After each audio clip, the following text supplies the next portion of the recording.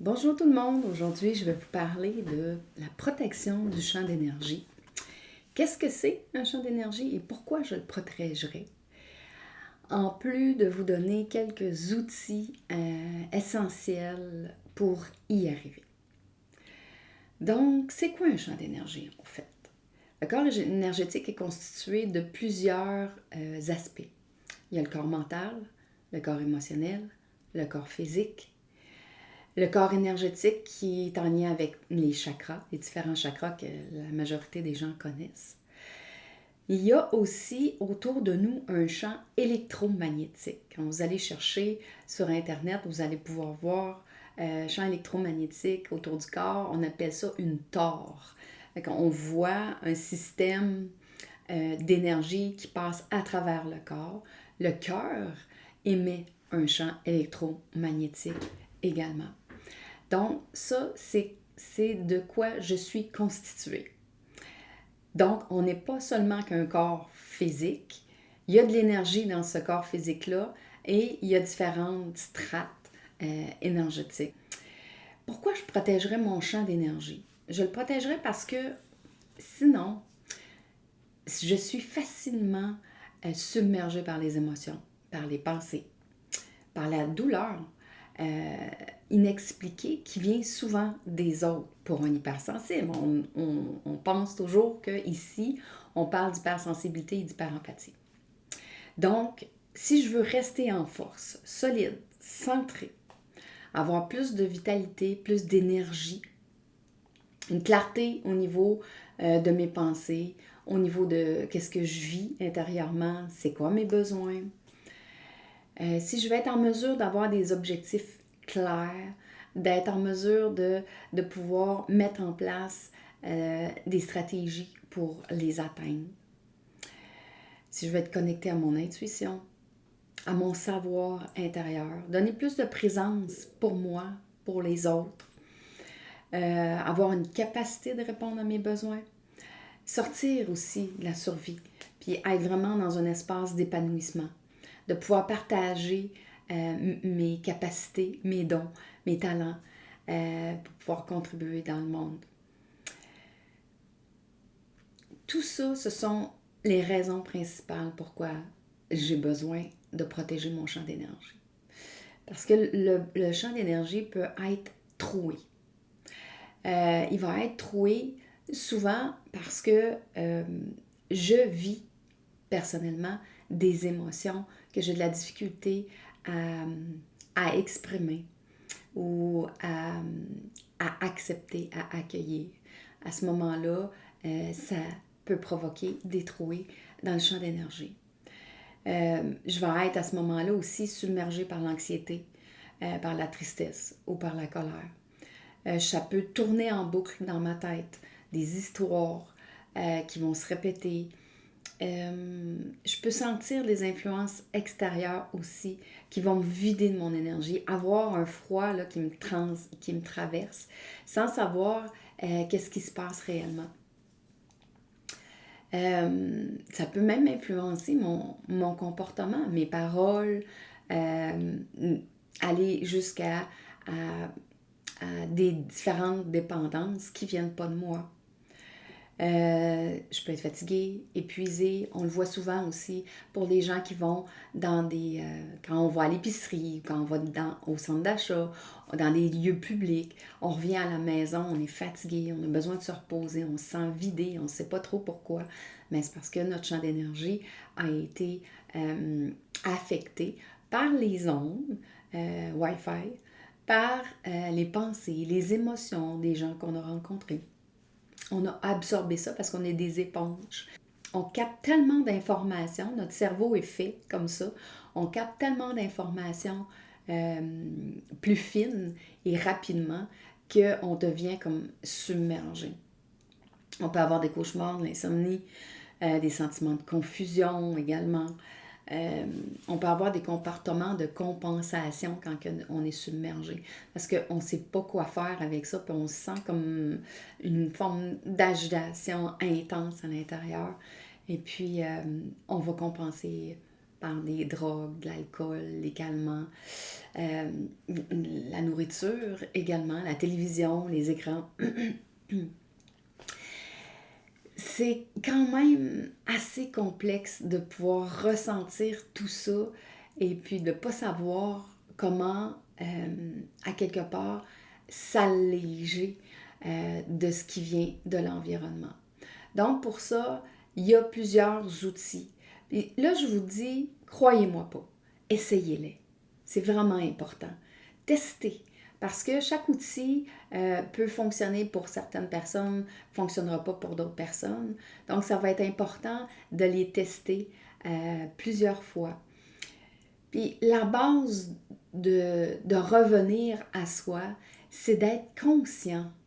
Qu'est-ce qui se passe réellement chez moi? Donc, moi, là, pendant des années, même encore aujourd'hui, avant de sortir de ma maison, je me pose la question, dans quel état je suis? Est-ce que je vis de la frustration? Est-ce que je vis de la tristesse? Est-ce que je suis dans la joie? Est-ce qu'il y a un espace de paix? Est-ce que je me sens centrée? Déjà là, si je sais que je suis désorganisée, entre guillemets, ou que je vis des choses désagréables, je sais que je suis plus à risque quand je vais aller faire mon épicerie d'absorber encore plus d'informations négatives ou qui vont vibrer à ce que moi je vibre déjà. Donc, si je suis dans un espace de tristesse, que je m'en vais à l'épicerie, au centre d'achat, puis qu'il y a des gens aussi autour de moi qui vivent cette intensité-là émotive de tristesse, je vais comme tout capter ça, je vais l'absorber. C'est important de savoir à chaque instant comment je me sens. C'est pas quelque chose qui est évident à faire, dans le sens qu'on n'est pas habitué, puis on a besoin de refaire des chemins neuronaux dans notre cerveau pour prendre l'habitude de se scanner personnellement. Comment je me sens? Moi, je me suis mis pendant longtemps une petite alarme qui sonnait à toutes les heures. Puis là, à ce moment-là, je prenais le temps, comme on a dit dans la capsule précédente, ralentir, respirer, ressentir. Puis là, j'allais voir à l'intérieur de moi, OK, en ce moment, je me sens comment? C'est primordial pour faire la différence entre ce que moi, ce qui m'habite réellement et ce que je capte de l'information des autres. Si j'ai pas ce baromètre-là à savoir comment je me sens plusieurs fois dans la journée, c'est sûr que je ne serai pas capable de faire la différence entre ce que j'ai capté, ce qui appartient aux autres et ce qui m'appartient réellement. Donc ça, c'est la base. Deuxièmement, si je vais dans un lieu public, un spectacle, à l'épicerie, peu importe, toujours ramener mon champ d'énergie tout près de moi. Ça, là, c'est juste la volonté. Juste de me dire, OK, là, je ramène tout ça autour de moi, même si je ne le sens pas, le champ d'énergie. Même si j'en suis pas complètement consciente de ce champ d'énergie-là, il est là, il existe. C'est pas parce qu'on le sent pas qu'il n'existe pas. C'est pas parce qu'on le voit pas qu'il n'existe pas. Ça me fait penser, dans le temps à la radio, quand les gens parlaient, on voyait pas les gens, mais on les entendait. Est-ce que ça voulait dire que ces gens-là n'existaient pas? Mais non. Ils passaient par le système de radio pour se rendre jusqu'à nous. Mais on ne voyait pas le chemin que ça faisait. C'est un peu la même chose. Fait que je vous dis, c'est là, c'est présent. On va vous mettre des petites photos de qu'est-ce que c'est un champ énergétique. Donc, c'est ça. Même si vous ne le sentez pas, il est vraiment là. Puis depuis tout petit, ce champ d'énergie-là, on l'agrandit puis on le rapetisse. Quand on était enfant, avant que papa ou maman reviennent du travail ou de l'extérieur, puis qu'on était dans la maison, on les sentait déjà arriver. Puis là, on ouvrait notre champ d'énergie, on se rendait jusqu'à eux pour sentir, OK, dans quel état ils sont. Surtout pour dans des familles dites dysfonctionnelles, quand on ne savait pas trop ce que le pied dansait quand papa ou maman arrivait à la maison, on a eu tendance à ouvrir notre champ rapidement pour aller sonder qu'est-ce qui se passe émotionnellement chez le parent. Ça nous modulait notre comportement, faisant en sorte que, OK, je sais que là, je peux continuer à rire ou à jouer, ou je suis mieux d'être calme et silencieux. Faites juste vous remémorer des événements quand vous étiez petit, où ce que vous avez su d'avance que, oh, papa ou maman, ils sont tristes ou ils sont en colère, sans même les avoir vus. Donc, on a cette facilité-là d'ouvrir notre champ d'énergie, puis d'aller capter l'information. C'est ce qu'on fait. On n'a pas besoin d'avoir un champ d'énergie qui était 3 km de long. Donc, avant d'aller à l'épicerie ou dans un lieu public, je me pose la question, OK, comment je me sens? Qu'est-ce qui se passe en moi? C'est quoi mes pensées? C'est quoi les émotions? Physiquement, comment je me sens? Ensuite de ça, je ramène mon champ d'énergie tout près de moi.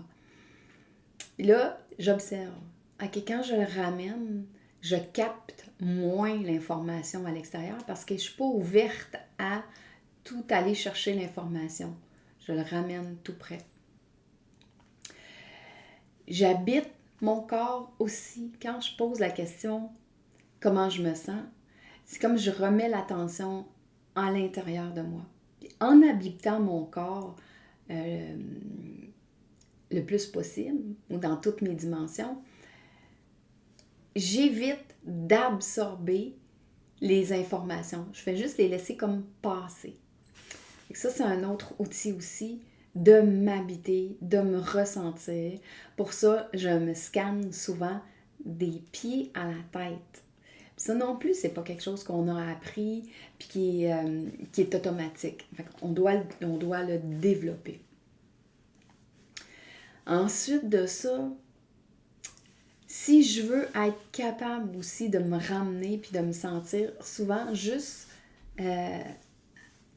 me tâter comme ça, me toucher, va faire en sorte que je vais... Me toucher va être un bon moyen de revenir dans mon corps puis de me sentir complètement et de m'habiter.